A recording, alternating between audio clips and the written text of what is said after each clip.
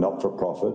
We actually spend that money providing access and a pathway into our game at community and elite level. And the committee needs to understand that. That's the AFL Chief Executive explaining why gambling is good for the Aussie rules community. Yep.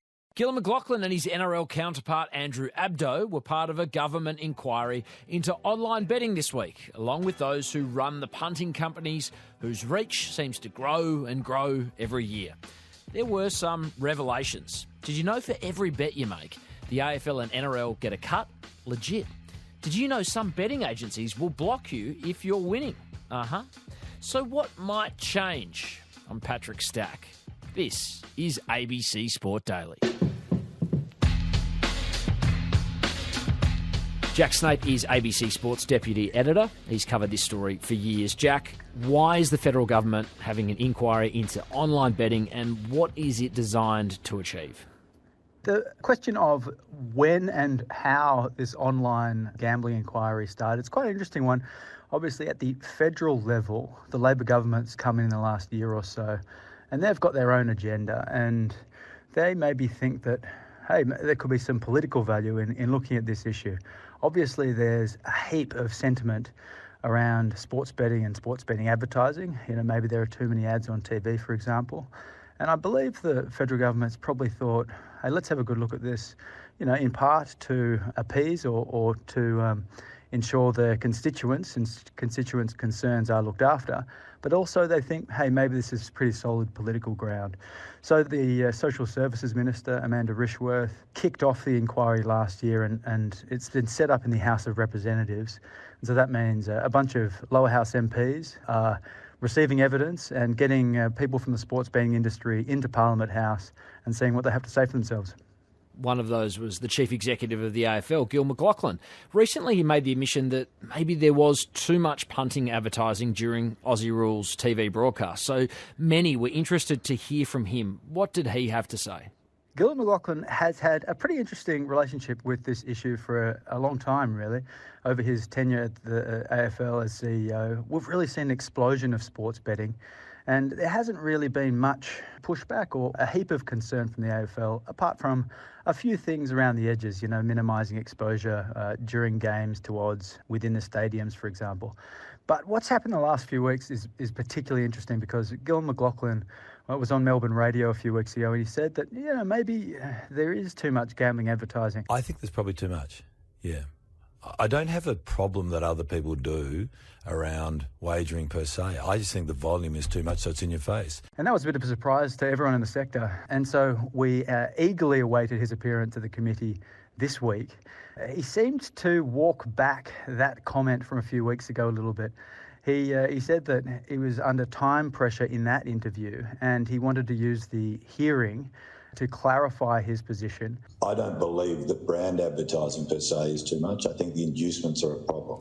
So I think that this broad discussion needs to be nuanced. That's what this inquiry is getting into. But yeah, generally he really said that in terms of the sport, it relies on gambling revenue, and if the government was to make any changes that reduce that intake or reduce the level of advertising that the gambling companies would be prepared to make, it would have an effect right throughout the sport, right down to the grassroots. What actually is the appropriate decision in terms of funding the industry and being able to keep, because the fans like the fact that child prices are $5, adults are $27. We've held prices of 7 the last 8 years. We like that we're investing $55 million in game development every year. So it sounds as though what he's saying is the growth of sports gambling is actually good for grassroots footy. That might be an oversimplification, but it sounds a lot like he's arguing that exact point. He is, and it's an interesting arrangement that the codes, the AFL, the NRL, have with the sports betting companies. Ultimately, we know that the biggest part of those codes' revenue is broadcast dollars. So that means TV companies are prepared to pay hundreds of millions of dollars each year to show the games because they know that they can sell advertising during the breaks in play or beforehand. And we know that gambling companies make up a large proportion of that advertising. So it's in the AFL or the NRL's interest to ensure that their broadcast partners can get as much money as possible for those advertising blocks. But we also know that the AFL and the NRL have generally aligned interests when it comes to sports gambling due to something called product fees. So the AFL and NRL will have direct arrangements with all the bookmakers, and they'll set out what kind of markets the codes and the sports betting companies can offer, first try scorer or most goals, or simply who wins and loses different matches. But as part of those deals, they will set out that the codes themselves take home some proportion of all the bets that are received. Well, there's two different parts to a model, and I'm not going to comment. I suppose it could be a percentage of turnover, which would be like that, or a percentage of profits, which means if they're losing bets, you don't. But broadly speaking, you get a percentage of the volume of turnover on our sport, yes. It's quite astonishing to think that it's a volume game, that the more punters gamble, the more these leagues, the NRL, the AFL and others, benefit. So that's what we heard from Gillon McLachlan. What about Chief Executive of the National Rugby League, Andrew Abdo? What does he say about the way Rugby League is grappling with this issue? The hearing was quite funny because you had Andrew Abdo and Gillon McLachlan in the same session, both video conferencing into Canberra, and the chair of the committee, Peter Murphy, was a Victorian, so clearly focused on Gillon McLachlan. Andrew Abdo was definitely put in the shade. He only got a few questions, but he was of a similar mindset to Gillon McLachlan. Ultimately, he wants to see if any recommendations are made that reduce the kind of volume of gambling advertising or really threaten some of the sport's revenue sources.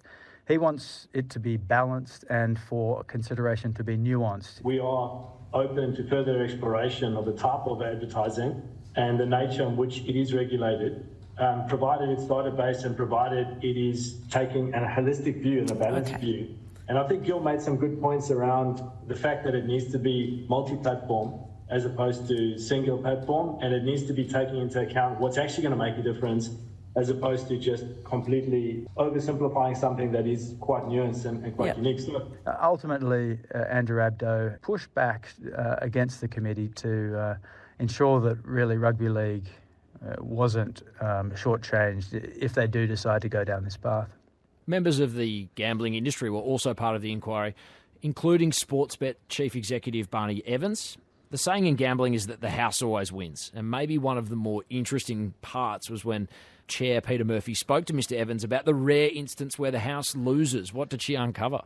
Yeah, Peter Murphy went after Sportsbet, Entain, which is the parent company of Ladbrokes and Neds, and also the Responsoring Wagering Australia lobby group, asking the same question of them. We've had evidence from people that suggests people with sports betting accounts are winning all the time, particularly if they're using promotions and inducements.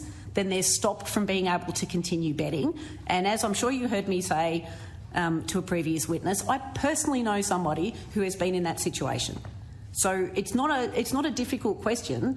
Is Sportsbet stopping people who are simply making money from continuing to be able to do that? It might be simply using promotions from one provider and signing up to another and taking advantage of some offer there. But it seems like this kind of practice, based on the feedback that's emerged this week, is extremely widespread. There was a particularly tense exchange between Peter Murphy and the CEO of Sportsbet, Barney Evans, over this very fact. And Barney Evans really refused the notion that unless Sportsbet had good reason, they would not block or restrict gamblers. If you believe they're distorting the market, are you saying they're distorting the market because they're using the promotions and inducements in order to continually win? Is that what you mean by distorting the market? Yes, that's what I mean by distorting the market, where it occurs as a result of people having unique information that the rest of the market does not have. Okay. And assuming they don't have that unique information? Assuming that they are using unique information, we would intervene. No, assuming they're not. Sportsbet, when they're taking a bet, it's their prerogative, or they've got the option of taking a bet or not. And it seems like they don't have to have a heap of evidence before them before they block access. There's no indication that they're inquiring about whether anyone has inside information on a race. It looks to be that, based on the feedback that's emerged during the week from disgruntled punters, it seems like if you're on a winning run often, you'll have the handbrake applied. It seemed as though Mr. Evans was taking a note out of his political opponent's books. You answer the question you want to be asked, not the one you are asked. I think it's fair to say there are issues of concern that have emerged from this. To go bookmaker on this question, what are the odds that we're going to see some kind of change? It's very interesting to wonder about the potential for change. So the House of Representatives inquiry, so this makes recommendations. We're expecting their report to be finished middle of the year. They'll make recommendations, then we think maybe the government needs to respond to those recommendations. That maybe might happen by the end of this year. And then they need to start consulting with industry and start moving things forward. The Labor government might think it's a great opportunity to get up some election policy for the next poll in a couple of years' time, and they might try and rush through a few things. But ultimately, you've got to look at the landscape generally. The NRL, the AFL, sporting bodies, they're really influential stakeholders in politics and in the community, and it takes a lot to go against their wishes. And we'll be watching closely to see whether that plays out in this case. But also, you've got to look at the last time the federal government looked at reform in this area. It was a 2015 inquiry by the former New South Wales Premier Barry O'Farrell. Some of those recommendations and the policy amendments that were adopted are still only being rolled out now, some 8 years later. So that gives you some indication about prospects for change. Could be waiting a while. Jack Snape, thanks so much for your time. Thanks, Pat. Headlines. Augusta National Chairman Fred Ridley has confirmed Australian golf great and LIV Chief Executive Greg Norman was not welcomed to this year's Masters. We did not extend an invitation to Mr. Norman. The primary issue and the driver there is that I want the focus this week to be on the Masters competition, on the great players that are participating, the greatest players in the world, which by our decision in December, we ensured that we were going to honor and be consistent with our invitation criteria. I would also add that in the last 10 years, Greg Norman has only been here twice, and I believe one of those was as a commentator for Sirius Radio. But it really was to keep the focus on the competition. Mr. Ridley said the Great White Shark has not received a life ban. Jack Crisp will play for Collingwood against the Lions in Brisbane, despite the AFL Integrity Unit investigating a lewd video of the Magpies' best and fairest winner. The league says it will speak with Crisp when he returns to Melbourne from Queensland. And Cricket Australia has revealed its list of 24 men's cricketers who will be offered national contracts. Maybe the most interesting point was Marcus Harris earning a deal, while other opening prospects, Cam Bancroft and Matt Renshaw, did not. You'd think that might infer that Harris is in line to replace David Warner if and when he retires from Test cricket.